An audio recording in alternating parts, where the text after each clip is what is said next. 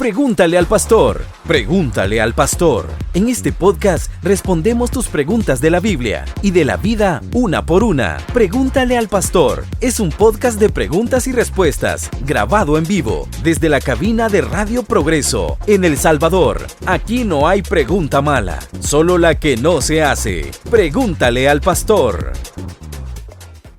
Bienvenidos, son las 8:22. Wow, el tiempo avanza rápidamente, pero ya estamos acá listos para disfrutar de un programa más de Pregúntale al Pastor. Hoy quizás tenemos unos minutos menos de tiempo, por lo cual hay que aprovecharlo al máximo. Y yo le doy la bienvenida al pastor David Aguilar, que ya está con nosotros desde tierras muy lejanas. A pie se vino, ¿verdad?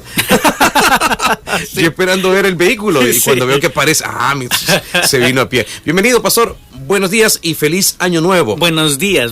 Contento de estar acá. Siempre se aprovecha una buena caminada hoy con esto de los propósitos de año nuevo. Comenzamos con eso. Hacerlo fit.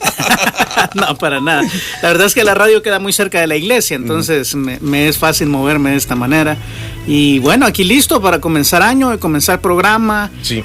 Con preguntas, con la Biblia en la mano, listo para contestar. Así es que ustedes nos dicen por dónde iremos esta mañana y qué pregunta responderemos con la ayuda de la palabra de Dios. Sí, me gusta cuando dice qué tonalidad le vamos a dar al programa, porque depende de las preguntas suyas, así el programa se va a ir. Vamos con Nilton Ladino a escuchar qué nos comenta nuestro hermano y si hay alguna pregunta que nos esté haciendo.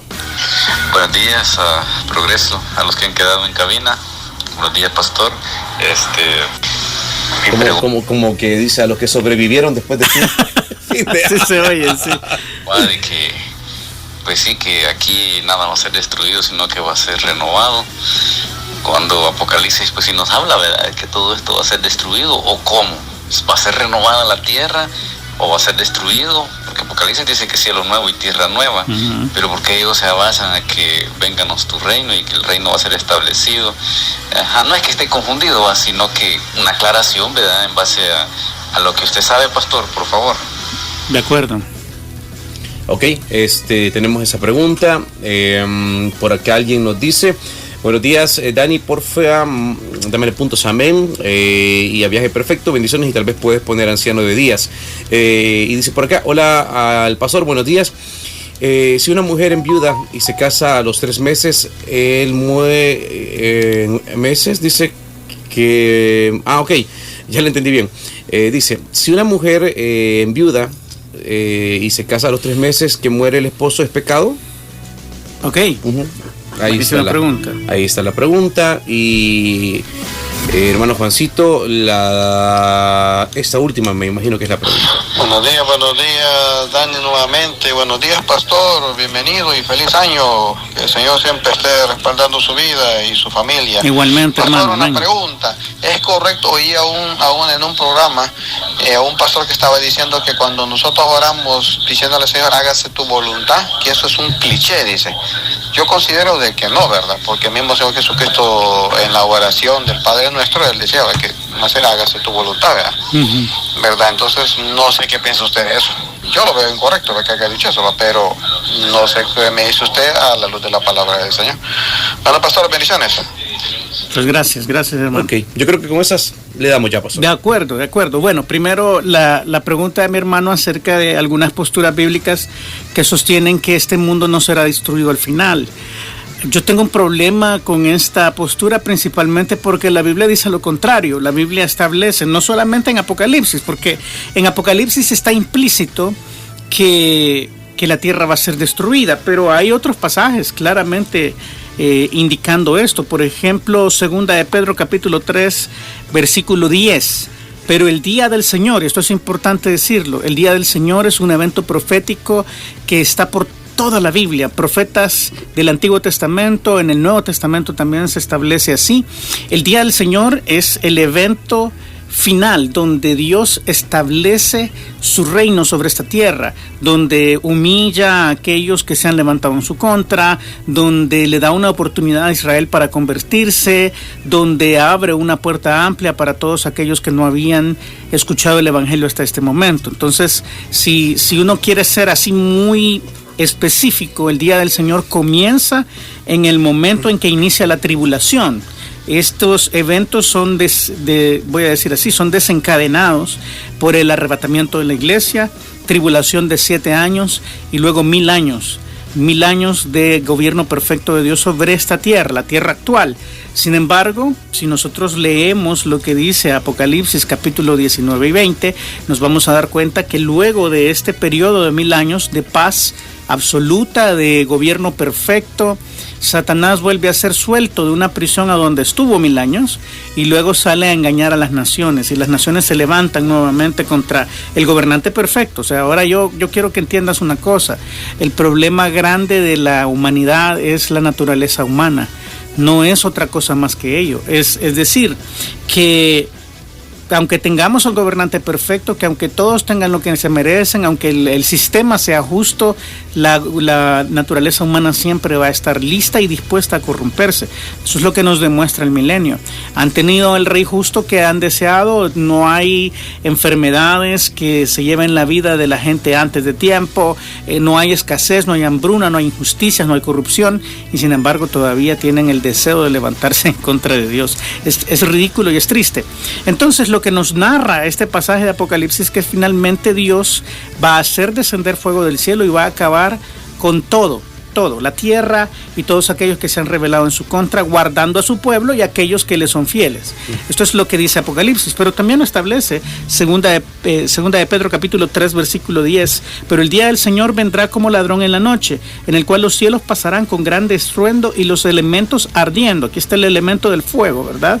Serán deshechos, y la tierra y las obras que hay en ella serán quemadas. Puesto que todas estas cosas han de ser deshechas, ¿cómo no debéis vosotros andar en santa y piadosa manera de vivir, esperando y apresurándoos para la venida del día de Dios, en el cual los cielos encendiéndose serán deshechos? O sea, ahí está claro también en 2 de Pedro capítulo 3 versículo 10. Pero no solamente ahí, nosotros podemos ver en Isaías capítulo 63, en el Antiguo Testamento, también está profetizado que va a haber una nueva creación. No es una recreación de lo ya hecho, es el día de la venganza de Jehová, o el día del Señor. Podemos ver cómo él, si yo te animo a que leas todo Isaías 63, es buenísimo. Él está narrando ahí cómo se va a suceder. Isaías 63 y luego en el Isaías 65, 17 en adelante puedes ver cómo dice: porque he aquí que yo crearé, no dice recrearé, no dice arreglaré, no remodelaré, es crearé. Es la misma palabra que se utiliza en Génesis 1:1 al decir que en el principio creó Dios los cielos y la tierra. Crearé nuevos cielos y nueva tierra, de lo primero no habrá memoria, ni más vendrá al pensamiento. O sea, lo que está diciendo aquí es por toda la Biblia que va a haber una destrucción completa de este mundo y Dios lo va a volver a hacer. Si alguien refuta Apocalipsis, no debería hacerlo porque es parte de la Biblia, pero puedes enseñarle Isaías 63, Isaías 66, 2 de Pedro capítulo 3 y muchos otros, aún pasajes del mismísimo Jesús hablando de este proceso a donde Él va a poner su justicia sobre esta tierra. Entonces, definitivamente es una enseñanza que la Biblia nos muestra por todos lados. El mundo efectivamente va a ser destruido ya no por agua, sino por fuego, y va a haber una nueva creación, nuevos cielos y nueva tierra que van a funcionar muy diferente de como ahora funcionan las cosas en este sistema. Así es que ahí te dejo algunos pasajes para que puedas mostrarlo y te aclaro pues la duda, mi hermano. Espero que esto te sea de utilidad. Ok, ahí está la primera pregunta y la primera respuesta de este 2024, pastor. Sí. Es la primera pregunta, con esa arrancamos. Muy bien, vamos con la pregunta de una hermana que nos preguntaba si una persona enviudó y a los 3 meses se casa, ¿eso es pecado? Sí, la verdad es que no. O sea, yo creo que hay algo que debemos entender. En el momento en que la muerte nos separa, es decir, en el momento en que uno de los cónyuges muere dentro del matrimonio, el matrimonio está completamente disuelto. Así lo establece, por ejemplo, Romanos capítulo 7, versículo 2. Estoy hablando intencionalmente en el Nuevo Testamento, porque todos sabemos que la ley establece un orden, pero voy a hacerlo aquí principalmente para que veamos que es algo que también aplica a nosotros ahora en estos tiempos. Nuevo Testamento, Romanos 7, versículo 2, porque la mujer casada está sujeta por la ley al marido mientras éste vive, pero si el marido muere, ella queda libre de la ley del marido. Así que si en vida del marido se uniere a otro varón, será llamada adúltera, pero si su marido muriere, es libre de esa ley, de tal manera que el que si se uniere a otro marido no será adúltera. O sea, lo que está diciendo es la clave del matrimonio y de la finalización del yugo matrimonial es la muerte. Una vez haya muerte, entonces ella es libre de casarse como quiera y en el momento que quiera. ¿Está bien visto esto? No, obviamente no está bien visto que 3 meses después que pierdes a tu cónyuge, te cases con otra persona. Entonces la gente toma sus propias conclusiones. Sin embargo, yo aquí quiero dejar una pieza de información que creo que es importante para todos los creyentes y sobre todo para aquellos que de alguna manera tienen personas a su cuidado espiritual o aquellos que quizás eres una líder de grupo pequeño, una líder de mujeres. Yo te animo a no juzgar a las personas por cómo viven su duelo. Te lo repito. La Biblia no establece una manera en que tengamos duelo por las personas. No dice lloraréis tantos días o tantos años a alguien. No dice en ninguna parte que debemos guardar sus posesiones o que debemos deshacernos de sus posesiones. No dice. Entonces tenemos la libertad de llorar a nuestros muertos como a nosotros tengamos necesidad de hacerlo. A veces hay algunos creyentes que son muy duros, sobre todo aquellos que no han pasado por una pérdida significativa en su vida. Dice, ya lo lloró, hermano, ya estuvo, sigue adelante, pero... Yo he escuchado que dicen, son exageradas. Ajá, no te ha pasado a ti, o sea, no puedes decir eso. Es una posición muy, voy a decir, antiempática, pero también una posición poco bíblica, porque la Biblia no dice cómo debemos llorar a nuestros muertos. La Biblia no establece cuál es el tiempo indicado. Entonces yo no puedo decirle a alguien, eso que estás haciendo no es correcto. Es más, me coloca a mí en una postura donde va a ser imposible que yo ministre a esta persona o que yo le dé consuelo a esta persona. Desde el momento en que yo juzgo su forma de llorar a su muerto, el tiempo de duelo que le está tomando, cuánto le está costando deshacerse, voy a poner entre comillas, de todo este dolor y estos recuerdos, entonces yo me estoy alejando completamente y le estoy haciendo mucho daño. Eso no procede de amor, eso no es la forma cristiana de amar. De hecho, yo te recuerdo que uno de los ministerios principales del Espíritu Santo es consolarnos, y no solamente consolarnos en tomarnos en los brazos y sacar nuestro llanto, sino que de hecho la palabra paracleto, parakaleo en griego significa caminar al lado de, echar el hombro a, es decir, que acompañamos a esta persona en su dolor y lloramos con los que lloran y reímos con los que ríen. O sea, de eso se trata la vida cristiana, exhortar, que es de la misma palabra de consolar, del paracleto, el consolador, es la misma cosa. No somos exhortadores y llegamos a regañar y agarrar la Biblia como un mazo para golpear la cabeza de las personas. Es, yo estoy aquí para lo que tú necesites. Y si necesitas llorar, llora. Y si puedes llorar con él, sinceramente, hazlo. A mí me sorprende que a veces seamos tan insensibles, voy a decir así, como creyentes y tan alejados de lo que Jesús fue. Basta leer Juan capítulo 12. Cuando tú vas a Juan capítulo 12, tienes que botar todo este tipo de estereotipos, definitivamente, porque en Juan capítulo 12, tú puedes ver, desde el 11, puedes ver cómo Jesús llega a el proceso de muerte de Lázaro. Y él llega 4 días después que Lázaro ha muerto. Y al llegar y ver a los judíos llorando, ver a Lázaro en la tumba, él se conmueve el corazón y llora. Jesús lloró y no llora porque le da pena, pobrecito, su amigo no lo va a volver a ver, porque él estaba a unos minutos de resucitar a Lázaro. Sin embargo, es capaz de identificarse y empatizar con el dolor humano. A mí ese es uno de mis pasajes favoritos porque me muestra que Jesús, si yo estoy llorando, Él también lo siente conmigo. Si yo estoy sufriendo, Él puede empatizar con mi dolor y puede abrazarme en medio del dolor, y eso es algo que para mí es sorprendente. El Dios del universo, el Dios grande, tiene cuidado también de mis sentimientos, y eso es increíble. No somos así cuando señalamos a alguien. Entonces yo animo a todos aquellos, sobre todo que vemos que la gente hace cosas, voy a decir así, atípicas, no son ni malas, ni buenas, ni anormales, es algo que no hace la mayoría de gente, pero si esta persona, parte de su proceso de duelo es volverse a casar a los 3 meses y la Biblia no lo prohíbe, yo no puedo decir que es pecado, ni tampoco puedo señalarla como que alguien que está haciendo algo mal. Debemos, como te dije, tener mucho cuidado de realmente juzgar a alguien por cómo lleva sus procesos de duelo, porque la Biblia no establece cómo debemos llorar a nuestros muertos. Entonces, acompaña en el proceso, está cerca de esta persona y entonces veamos ahí qué es lo que dice el Señor. Pero simplemente yo te puedo decir, si la pregunta ¿es pecado casarse a los 3 meses de enviudar? La respuesta es no. Ella tiene el derecho de hacerlo y está en libertad bíblica para hacerlo. ¿Es lo más aconsejable? Yo diría que no, pero tampoco es un punto para que yo pueda señalar a esta persona que está haciendo algo incorrecto o alejarla de mí porque está pecando. Eso es, como te dije, algo que no está ni siquiera de acuerdo con el carácter de Cristo. Entonces yo te animo a llorar con los que lloran y a reír con los que ríen, a acompañarles, a consolarles de verdad, a exhortarlos con la palabra de Dios, es decir, acompañarlos y echarles el hombro en su proceso de vida, cual sea la situación por la que esté pasando. Así es que esa es la respuesta a esta pregunta, mi hermano, espero que te sea de utilidad también. Ok, la verdad que con esta pregunta hay muchas cosas que se podrían hablar, porque hay gente que diría, es que quizás ya lo tenía planeado. O cómo lo tomaría la familia, por ejemplo, la mamá de la persona fallecida. O sea, hay varias cositas, ¿verdad? Pero como usted lo decía, pecado no es, pero tan recomendado.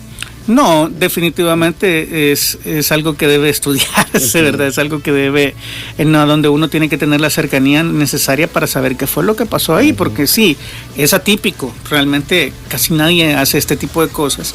Y también hay que considerar ahí, es esta persona que murió un proceso largo, por ejemplo, una enfermedad terminal que lo ha llevado lentamente a la tumba, qué tan desgastada está la persona que le ha cuidado. O sea, hay un montón de cosas que uno no puede decir, eso está malo, y tampoco puede decir, no, hombre, ahí déjenla, está bueno, ¿verdad? Sí, simplemente la felicitamos. sí, o sea, ella tomó una decisión, estaba en la libertad de tomarla y no es incorrecto, no pero es quizás pecado. Yo creo que sería de abrazar más eso que usted dice, de que debemos de respetar la manera de cada quien, cómo vive su duelo. Así es, yo no puedo juzgar a nadie porque pasó 1 año o porque pasó 3 meses llorando a una persona o porque pasó 10 años.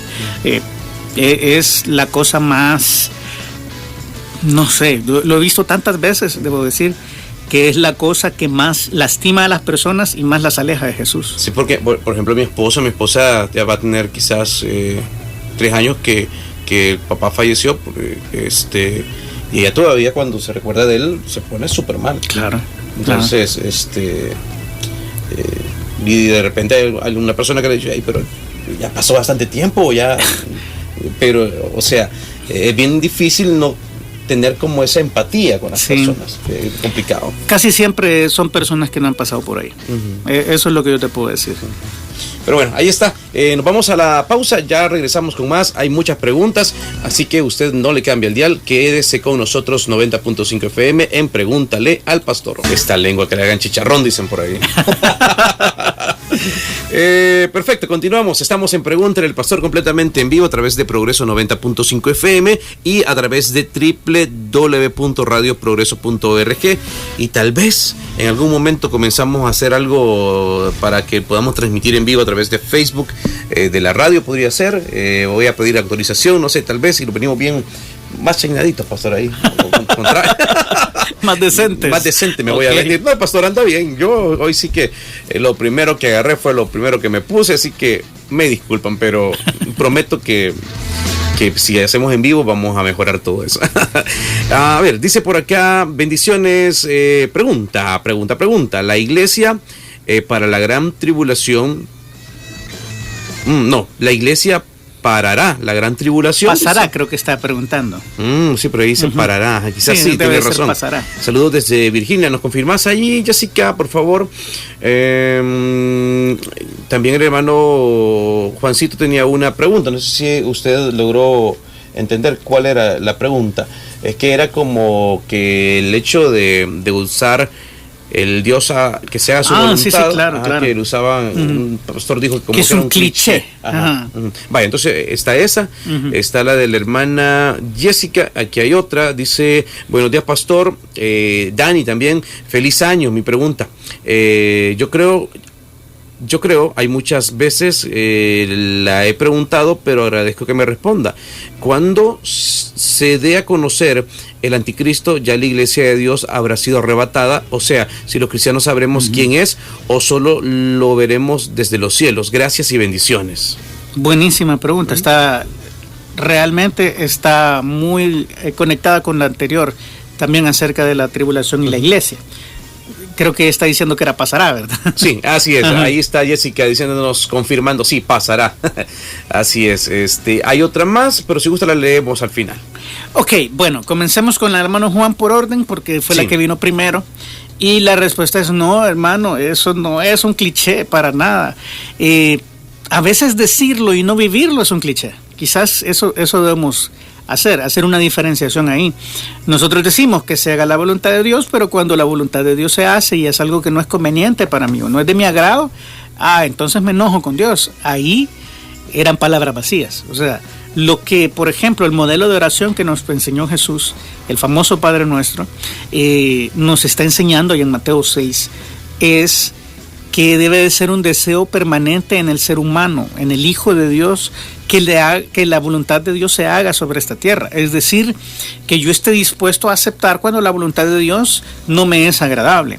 Que yo esté dispuesto a aceptar cuando la voluntad de Dios pasa por pérdida o por mal para mí. Porque debemos entender que la Biblia no nos ha prometido que la vida cristiana va a ser un lecho de rosas y todo va a salir bien y nunca vamos a tener problemas. A veces es todo lo contrario.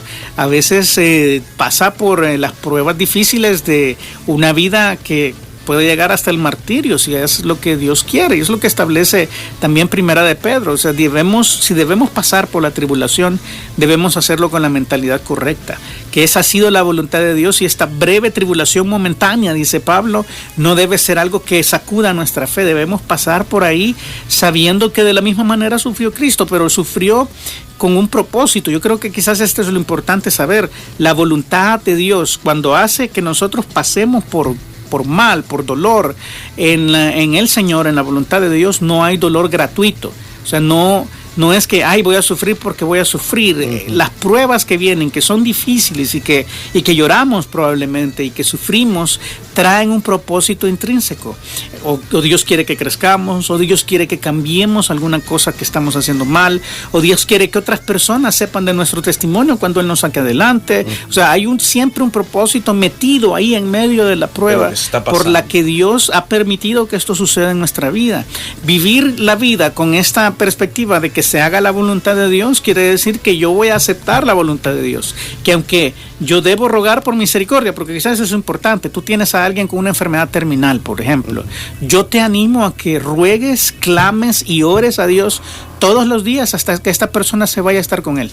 O sea, hasta el último aliento de su vida, roguemos a Dios por un milagro. Dios se puede apiadar, pero si es la voluntad de Dios que esta persona parta, entonces hágase tu voluntad, es que eso es lo que Dios ha querido y vamos a seguir adelante con la vida.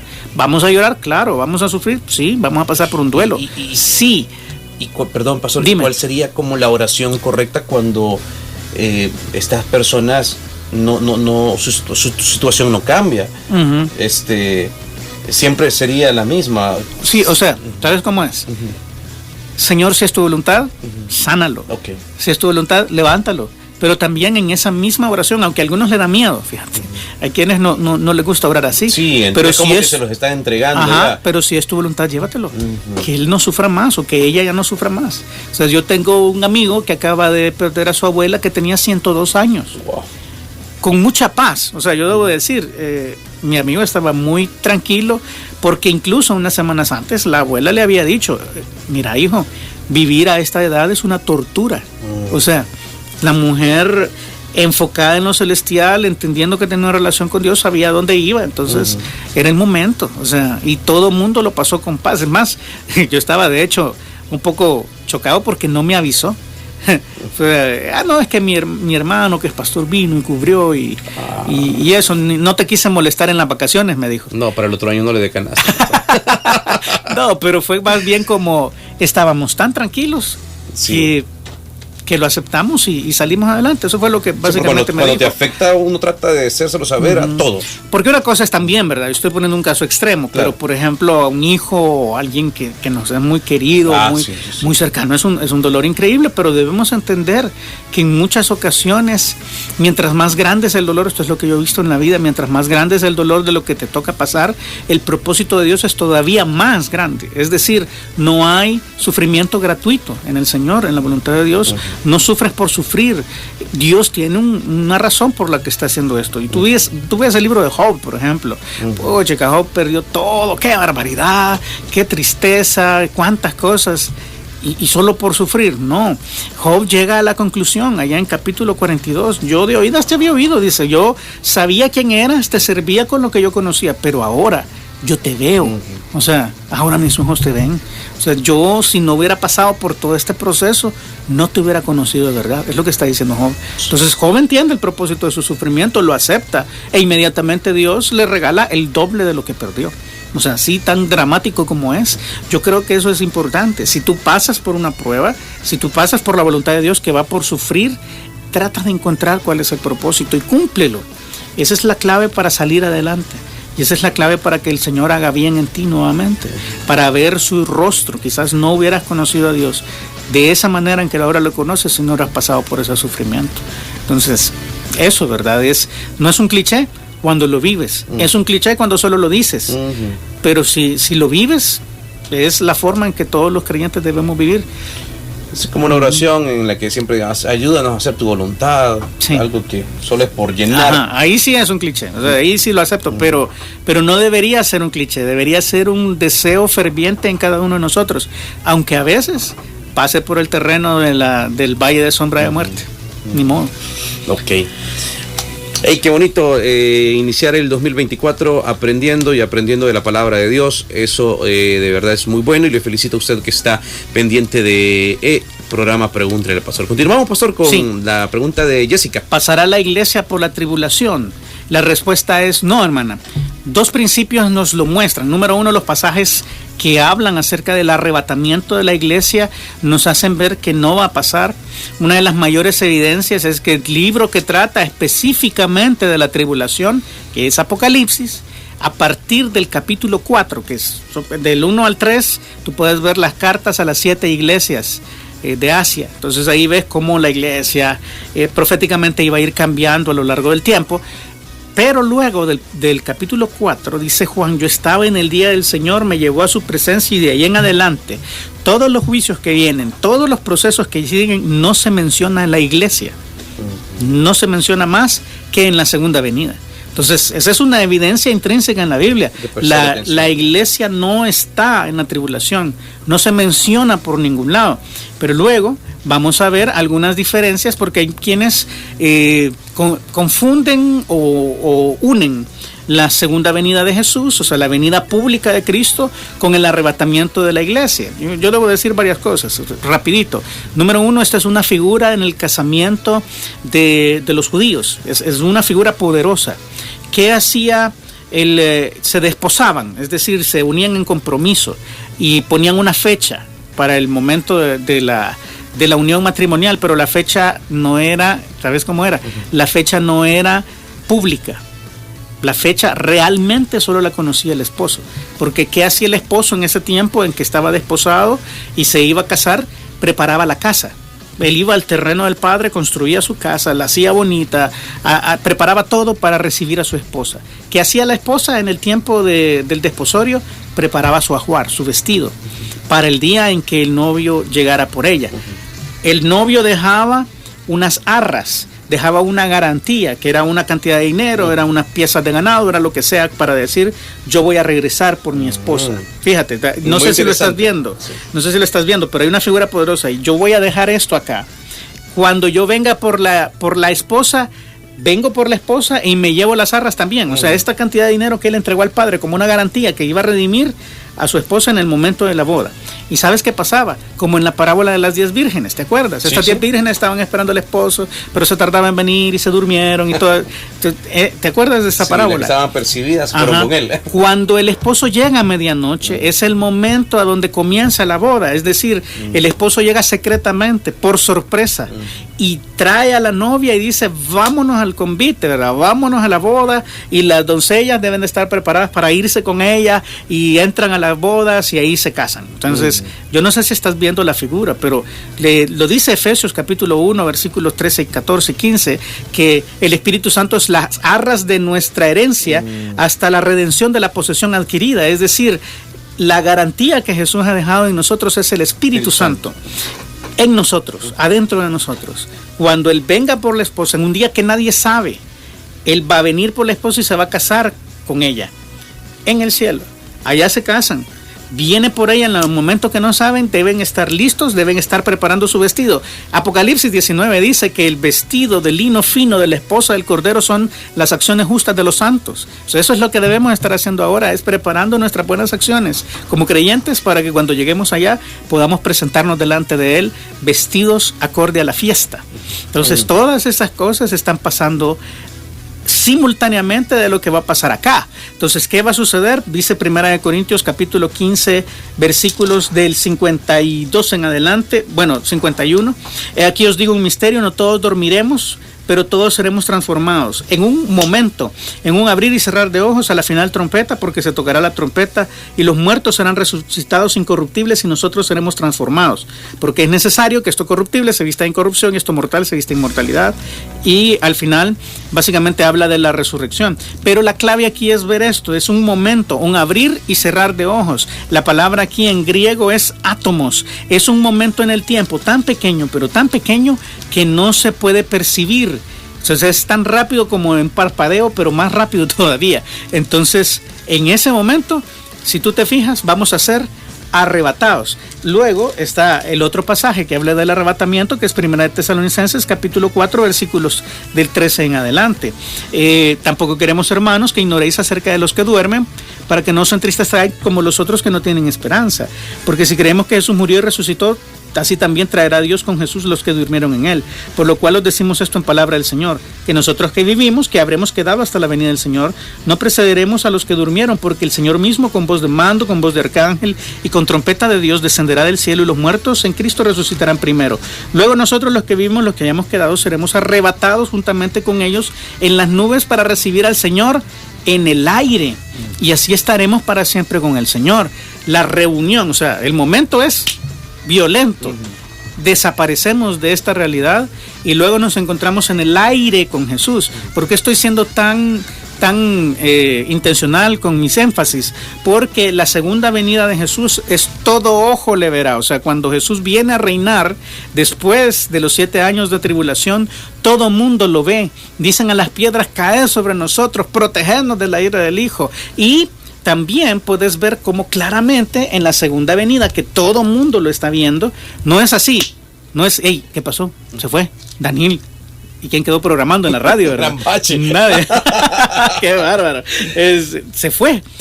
Pero no, en la segunda venida todo mundo va a ver cómo Él llega y viene acompañado. Fíjate, aquí está una de las mejores evidencias. En Apocalipsis capítulo 19 dice: entonces vi el cielo abierto y aquí un caballo blanco, y el que lo montaba se llamaba Fiel y Verdadero, y con justicia juzga y pelea. Sus ojos eran como llama de fuego, y había en sus cabezas muchas diademas, y tenía un nombre escrito que ninguna conocía sino él mismo, y estaba vestido con una ropa roja teñida en sangre, y su nombre es el Verbo de Dios. Y los ejércitos celestiales, mira con quién viene, los ejércitos celestiales vestidos de lino finísimo, blanco y limpio, le seguían en caballos blancos. ¿Quiénes son estos ejércitos celestiales? Ay, hermano, yo creo que esos son los ángeles. No, la clave es ver de qué están vestidos. Está vestido de lino fino y limpio y resplandeciente. ¿De quién es este vestido? Cuando nosotros vemos las bodas del Cordero, fíjate en un poquito más atrás, siempre en Apocalipsis 19, dice 19:7, gocémonos y alegrémonos y démosle gloria porque han llegado las bodas del Cordero y su esposa se ha preparado. A ella se le ha concedido que se vista de lino fino, limpio y resplandeciente, porque lino fino son o es las acciones justas de los santos. ¿Sabes qué es? Ahí está claro. Las bodas son en el cielo y regresamos con Jesús a reinar y viene acompañado de nosotros, pero ya estamos casados ahí. O sea, ya estamos en otra situación. ¿Tienes o quieres más evidencia? Hay muchas evidencias en la Biblia. El mismo Primera de Tesalonicenses, en sus primeros capítulos, en su primer capítulo, nos muestra cómo este Cristo que va a venir y que va a pagar con tribulación a los que nos atribulan, Él también viene y nos libra de la ira venidera. Es lo que dice, Primera de Tesalonicenses 1:10, esperar de los cielos, fíjate, de los cielos, nunca la tierra, los cielos a su Hijo, el cual resucitó de los muertos, a Jesús, quien nos libra de la ira venidera. ¿Sabes cómo es? ¿Por qué dije que por consistencia? Dice la Biblia que aquellos tiempos van a ser como los tiempos de Noé o como los tiempos de Lot. Bueno, Noé no salió en medio del diluvio a subirse al arca. O sea, es decir, no nadó al arca. Si tú lees despacito, y qué bueno que estamos comenzando el año, porque seguramente has comenzado un plan de lectura, pero si tú lees Génesis 6 y 7, te das cuenta que ellos entraron al arca 7 días antes de que lloviera. Dios les dice, métanse al arca, entran al arca y 7 días antes cierra la puerta del arca. 7 días después comienza a llover.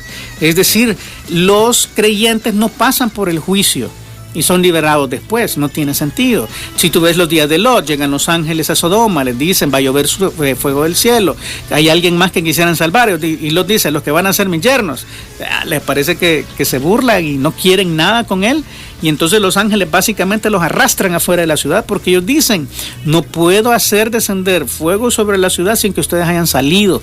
Salen y entonces llueve fuego. Eso es, salen los escogidos, salen aquellos que Dios ha salvado y comienza el juicio. No funciona al revés. Consistencia es importante en la Biblia y debemos ver que todos estos pasajes lo dicen claramente.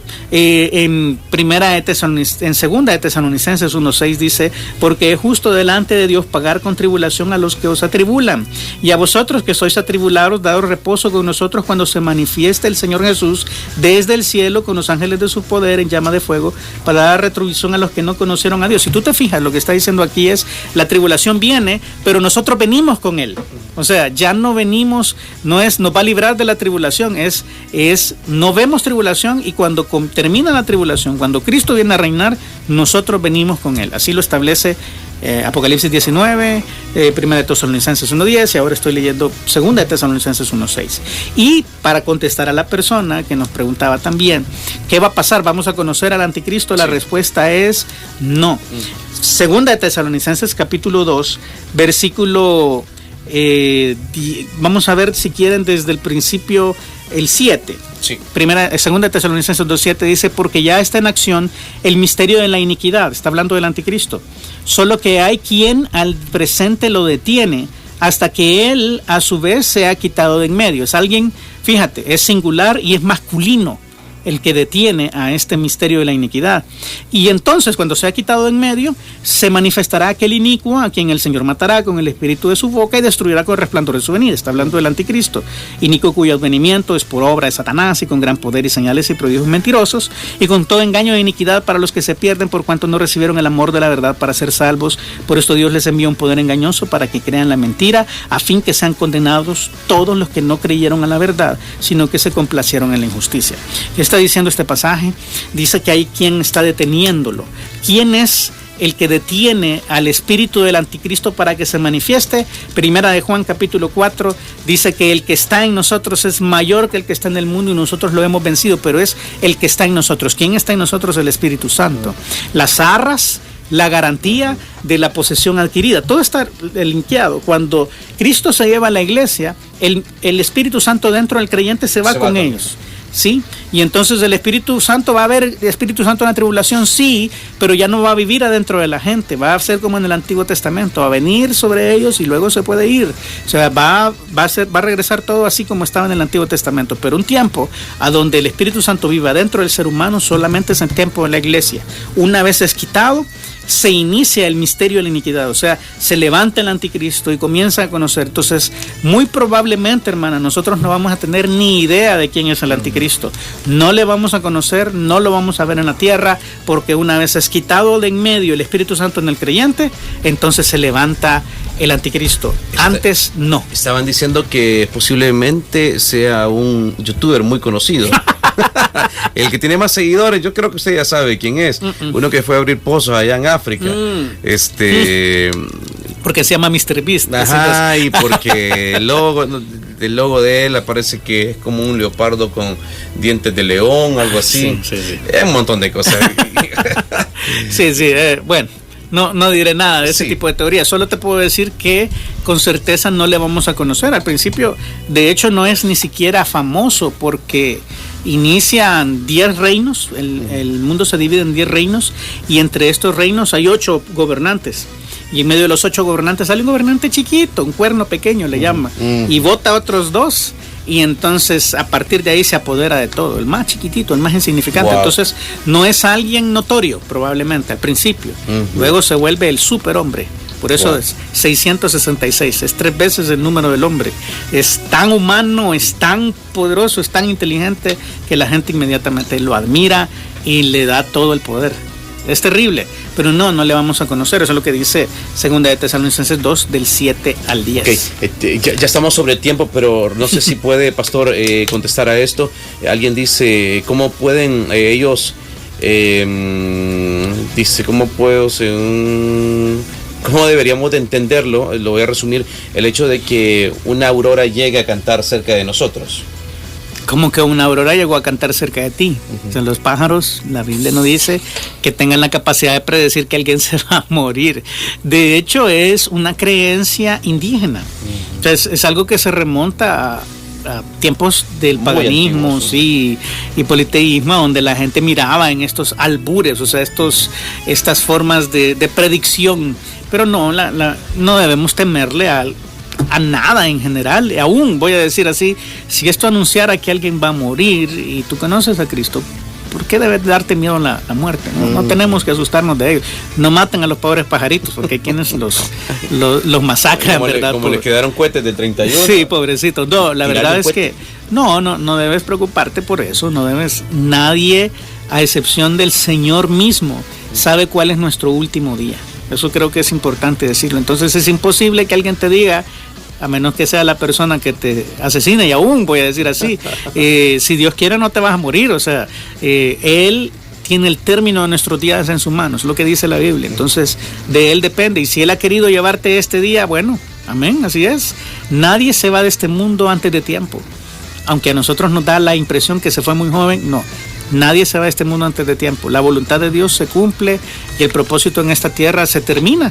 Y es el tiempo de ir a estar con Él. Entonces, no te preocupes por eso. Es una tradición que no tiene ningún fundamento y más bien ha sido el motivo porque estos pobres pájaros están en peligro de extinción ahora.